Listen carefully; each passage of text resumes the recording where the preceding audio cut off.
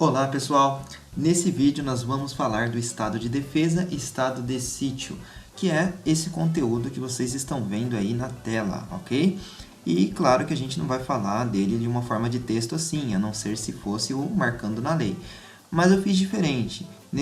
Sobre esse conteúdo aqui, eu peguei as palavras-chave e coloquei em forma de um esquema. Então, assim, com certeza vai ficar mais fácil para muita gente acabar entendendo ou até decorando, já que esse conteúdo, pessoal, ele realmente é cobrado em provas. Eu já respondi questões sobre esse conteúdo, ok? E talvez naquele momento eu não sabia exatamente da forma que eu estou sabendo agora, depois de ter montado esse esquema, e da forma que você também vai saber após ver esse vídeo, ok? Então vamos lá. Estado de defesa, só para vocês entenderem, pessoal, ele é uma forma mais branda do que o estado de sítio. Vamos dizer assim que o estado de sítio ele tem consequências assim maiores do que o estado de defesa, ok? Embora os dois sejam situações graves aí, situações de emergência, vamos dizer dessa forma. Então, estado de defesa a gente vai entender o funcionamento dele aqui.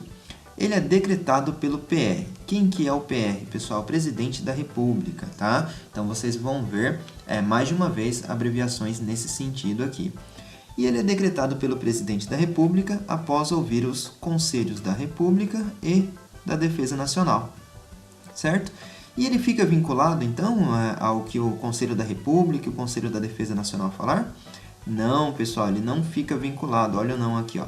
Então, ainda que ambos aqui, os conselhos, eles falem que não é viável o estado de defesa, ele pode sim decretar esse estado, certo?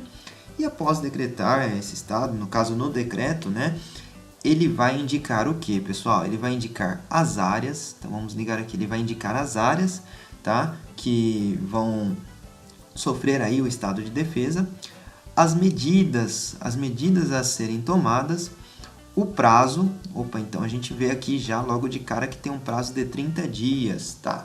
Esse prazo é de 30 dias, pessoal. O que é esse P igual aqui? Pode ser prorrogável? Pode, por igual prazo, ok? Então, o prazo é de 30 dias e pode ser prorrogado. Você vai lembrar dessa figura aqui, certo? E tudo isso vai estar indicado aqui no decreto. A gente está apontando aqui, não é à toa, tá? Áreas, as medidas, o prazo, que é de 30 dias, pode ser até 30 dias, prorrogável por um tempo igual, tá? E quantas vezes pode ser prorrogável? Uma única vez, pessoal. Apenas uma vez, ok? Estado de defesa, prorrogável apenas uma vez. Perfeito. Então, a gente já entendeu que ele vai ouvir os conselhos, não fica vinculado ao que eles falarem, né? Depois vai indicar aí as áreas, medidas, o prazo, 30 dias, prorrogável por mais 30.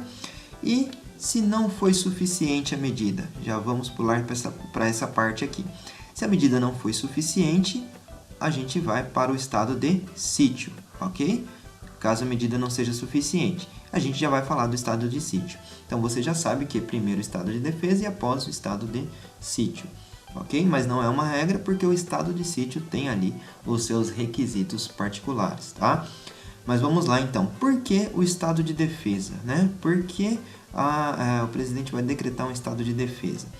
Para preservar ou restabelecer, então aqui você tem um sentido preventivo e um sentido repressivo, tá? Preservar, ou seja, talvez não tenha acontecido ainda a situação, ou restabelecer, né? A situação já aconteceu, ele precisa restabelecer. O que, pessoal?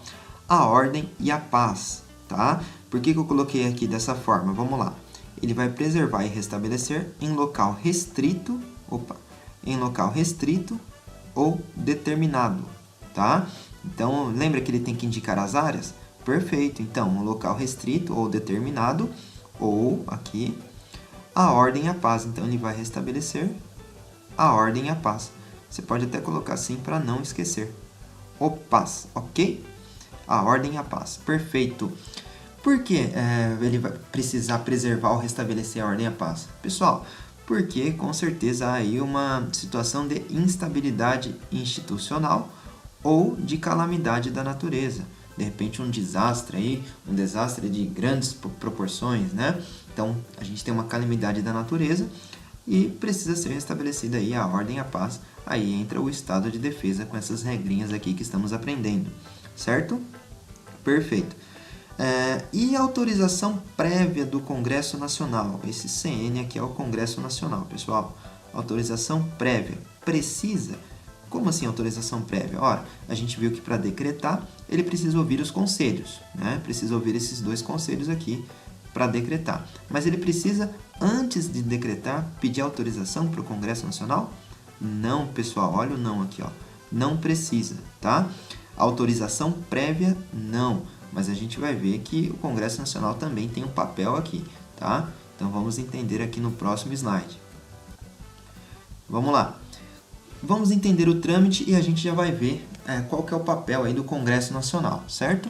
Qual que é o trâmite? Então, o presidente da República, o PR, ele decreta, ok?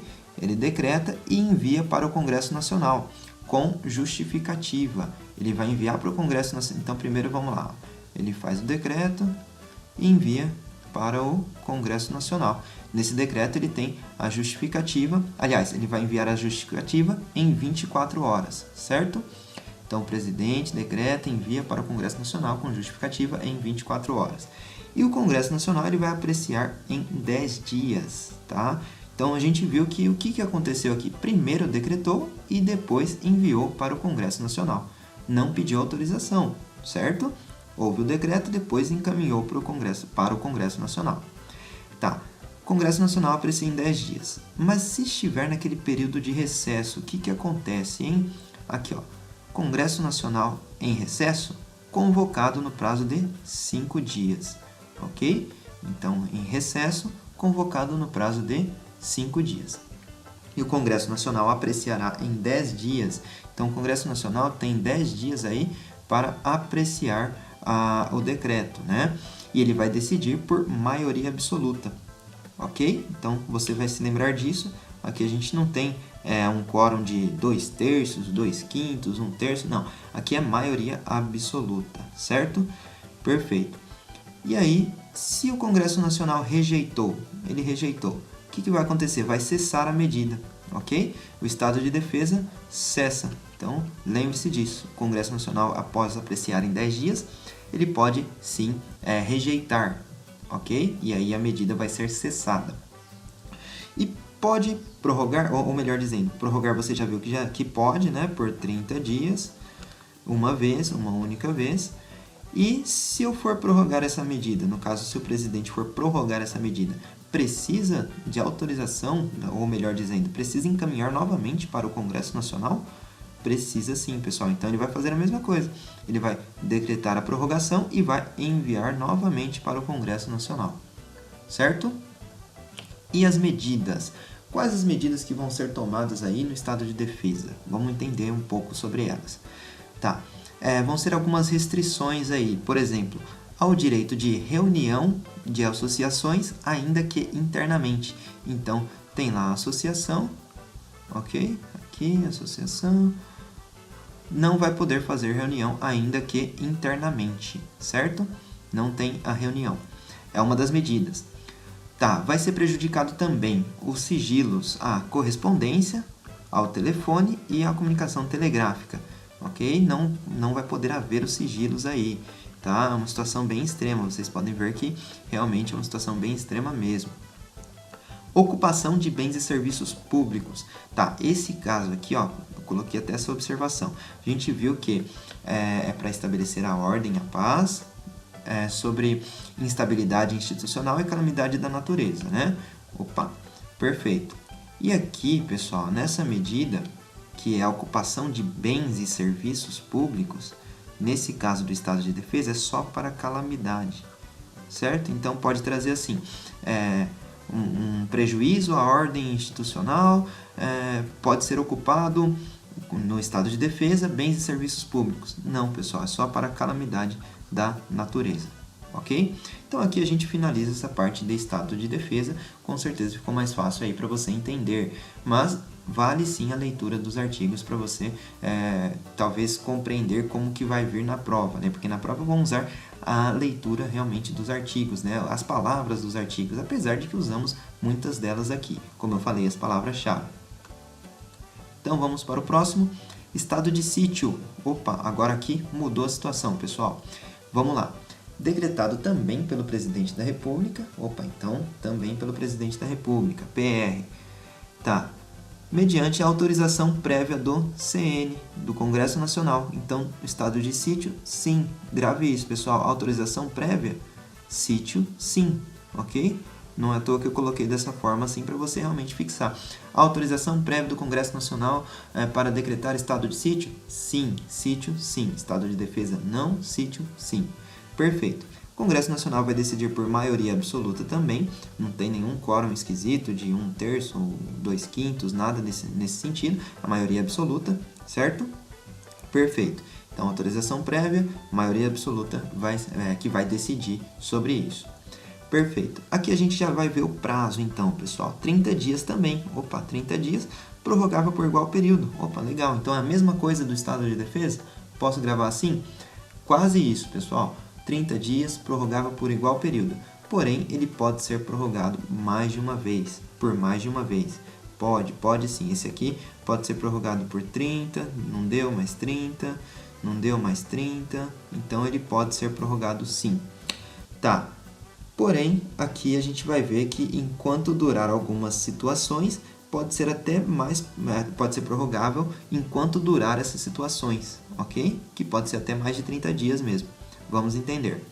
Aqui a gente tem nesses 3 quadrantes, deixa eu só fazer esse parênteses aqui, esses 3 quadrantes, temos aqui as situações que vão autorizar aí o estado de sítio, como eu falei, as situações particulares aí, né? Então a gente tem comoção grave ou ineficácia do estado de defesa. Essa ineficácia a gente já acabou comentando, né, do estado de defesa, perfeito. Comoção grave, pessoal, é uma coisa que provavelmente a doutrina vai explicar, vai dar alguns exemplos, mas saiba isso, como é algo um pouco mais subjetivo, então vai cair nesses termos assim na prova, tá? Até porque se não cair nesses termos assim, uma comoção grave, se não cair essas palavras, pode acabar essa questão sendo objeto de recurso, ok? Então, comoção grave, ineficácia do estado de defesa, agressão estrangeira ou guerra, pessoal. Então, situações bem mais extremas, né? Você já identifica aí que são situações bem mais extremas. Perfeito. Porém, aqui, ó, enquanto durar a agressão estrangeira e a guerra, pode ser por mais de 30 dias. Então, provavelmente não vai ter um prazo. Por exemplo, o país está em guerra. Tá, aí vai ser decretado o estado de sítio por 30 dias. Pessoal, eu sei em quanto tempo vai durar a guerra? Quanto tempo essa guerra vai demorar para acabar? Não sei, então não entra muito essa questão do prazo de 30 dias, tá? Vai acontecer até cessar a guerra ou a agressão estrangeira. Perfeito? Ok. Aqui, ó, se o Congresso Nacional estiver em recesso, ora, no estado de sítio eu preciso de autorização prévia do Congresso Nacional. Se ele está em recesso, ele vai ser convocado em 5 dias também, ok? Igual o estado de defesa. O que muda aí é que no estado de defesa não precisa de autorização prévia e aqui eu preciso, ok? Perfeito. Quais são as medidas então, pessoal? Vamos lá, medidas. As medidas são basicamente aí, um pouco piores, né, do que as do estado de defesa, embora algumas parecidas também. Mas vamos lá. É a restrição à inviolabilidade de correspondência. Opa, quase que não sai aqui. Inviolabilidade de correspondência, tá? A gente vê que é parecido também com a medida do estado de defesa, mas vamos nos apegar, melhor dizendo, aos quadrantes aqui para você gravar bem separadas as informações, tá? Vamos lá. Restrição ao sigilo de comunicação.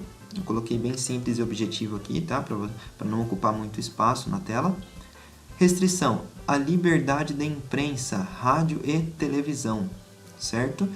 Restrição à prestação de informações. Opa, então aqui a gente vê realmente que é uma coisa bem grave, né? Vai restringir até mesmo a prestação de informações, a liberdade de imprensa. Exatamente, pessoal. O estado de sítio é isso, ok? E aqui outras medidas também, tá? Que aqui eu só quis ligar para vocês, fazer um link aqui para vocês, que é um tipo de restrição.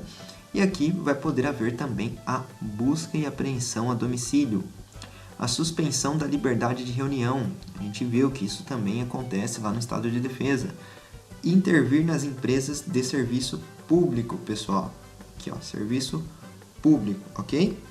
Não se cair essa mesma situação, intervir nas empresas privadas, né? Opa, pode ser até que venha acontecer na prática, né? Mas aqui fala intervir nas empresas de serviço público, ok? Perfeito. Requisição de bens. Tá? Essa requisição aqui é um termo bem técnico, pessoal. Cai muito sobre isso, né? Sobre a requisição nas provas de direito administrativo que tratam desses temas. Mas aqui você só precisa saber isso por enquanto, tá? Requisição de bens é uma medida também do estado de sítio. Pessoal, então é isso aqui, a gente finaliza, tá? Parece que não, mas a gente viu tudo, praticamente tudo aí desse texto aqui que eu acabei passando com vocês no início do vídeo, tá? Que nada mais é do que os artigos que tratam desse tema, ok? Então a gente viu tudo, espero que tenha ajudado mesmo no entendimento aí, que tenha ficado mais simples, tá? Acabe tirando um print aí dessa tela, imprima para estudar, se for o caso, porque realmente é cobrado na prova da OAB e também em provas de faculdade que tratam sobre esse tema. Sem contar que também, se tiver no edital do concurso, pode ter certeza que vai cair alguma coisa nesse sentido. Certo, pessoal? Espero que tenha ajudado, compartilhe esse vídeo, não deixe de curtir, de comentar o que achou e é isso, pessoal. Obrigado e até a próxima.